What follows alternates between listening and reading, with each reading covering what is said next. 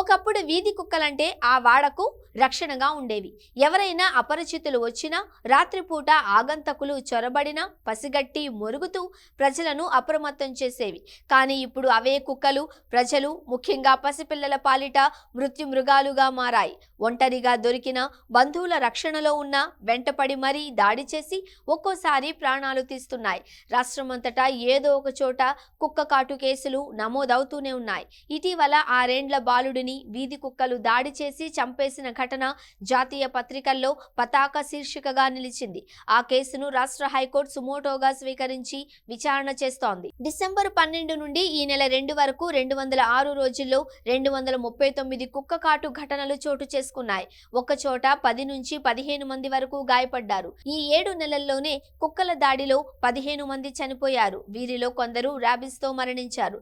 గుంపులుగా తిరిగే కుక్కలు మూగజీవాలపైన దాడి చేస్తున్నాయి. గొర్రెలు, పశువులపై విరుచుకు పడుతున్నాయి. ర్యాబిస్, మెదడు వ్యాపు, బ్రూసెల్లోసిస్, క్షయ, సాల్మొనెల్లోసిస్, లెప్టోస్పైరిన్, ప్లేగు, బర్డ్ ఫ్లూ, ఆంథ్రాక్స్, దవడ, గొంతు, పక్షవాతం, నీటిని చూసినా, నీటి శబ్దం విన్నా భయం. 2023 డిసెంబర్ 15 నల్గొండ విభాననగర్లో గుడిసెలో ఉన్న 5 నెలల శరత్పై కుక్కలు దాడి చేశాయి. మెడ, తల, ముఖంపై తీవ్ర గాయాలు కావడంతో దవాఖానాలో చికిత్స పొందుతూ చనిపోయాడు. 2024 జనవరి 9 నిజామాబాద్ జిల్లా మక్లూరు మండలం కల్లేడికి చెందిన 5 ఏళ్ల హర్షవర్ధన్ పై మేకల కాపరుల కుక్కలు దాడి చేయగా చికిత్స పొందుతూ చనిపోయాడు.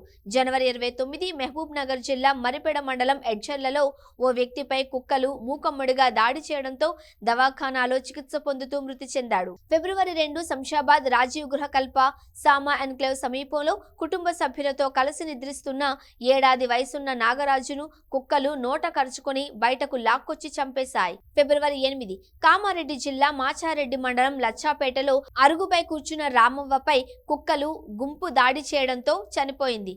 మార్చి 23 ఆదిలాబాద్ జిల్లా పెంబి మండలం తాటిగూడకు చెందిన 4 ఏండ్ల సాన్విక పిచ్చి కుక్కల దాడితో చికిత్స పొందుతూ మృతి చెందింది.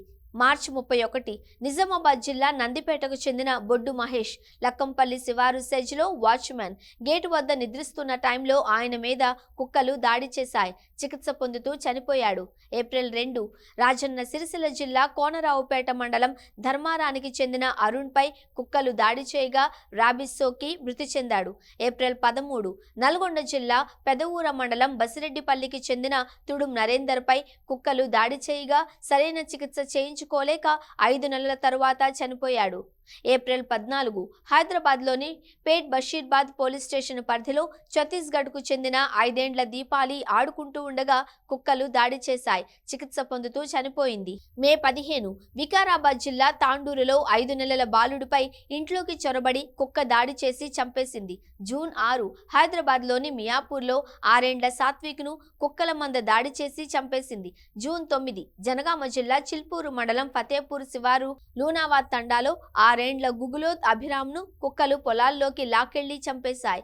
జూన్ 18 మహబూబాబాద్ జిల్లా తొర్రూరు మండలం మడిపల్లిలో 45 రోజుల అయాన్స్ను కుక్క నోట కరుచుకుని వెళ్ళింది.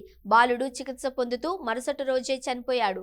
జూన్ 29 సంగారెడ్డి జిల్లా పటాన్చెరు మండలం ఇస్నాపూర్ బీహార్కు చెందిన విశాల్పై వీధి కుక్కలు దాడి చేసి తల కొరికి చంపేశాయి.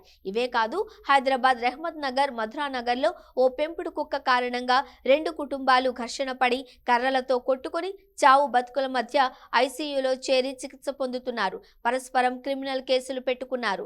హైదరాబాద్లో ఇంట్లోంచి కుక్క దూసుకురావడంతో భయపడి ఫుడ్ డెలివరీ బాయ్ 3వ అంతస్తు నుండి దూకి తీవ్రంగా గాయపడ్డాడు. చిన్నారులపై కుక్కల దాడుల ఘటనలపై రాష్ట్ర హైకోర్టు తీవ్రంగా స్పందించింది. జూన్ 29న విశాల్ను కుక్కలు దాడి చేసి చంపిన కేసులో సుమోటోగా స్వీకరించింది. గతంలో అంబర్పేటలోని ఎరుకల బస్తీలో వీధి కుక్కలు స్కూలుకి వెళ్లే చిన్నారులపై దాడి చేయగా ఓ బాలుడు చనిపోవడం, అంతకుముందు జరిగిన దాడులకు ఈ కేసును జత చేసింది. ఇలాంటి ఘటనల్లో బాధితులపై కనికరం చూపాలని, కేవలం పరిహారం చెల్లిస్తే సరిపోదు అని, కుక్కల దాడులు పునరావృతం కాకుండా రాష్ట్ర ప్రభుత్వం సమర్థవంతమైన విధానాలను రూపొందించాలని చీఫ్ జస్టిస్ అలోక్ అరాధే నేతృత్వంలోని బెంచ్ ఆదేశించింది. రాష్ట్ర సీఎస్ ఆరోగ్య కార్యదర్శి ఈ ఘటనపై పూర్తి వివరాలు సమర్పించాలని ఆదేశాలు జారీ చేసి విచారణను ఈ నెల 10కి వాయిదా వేసింది.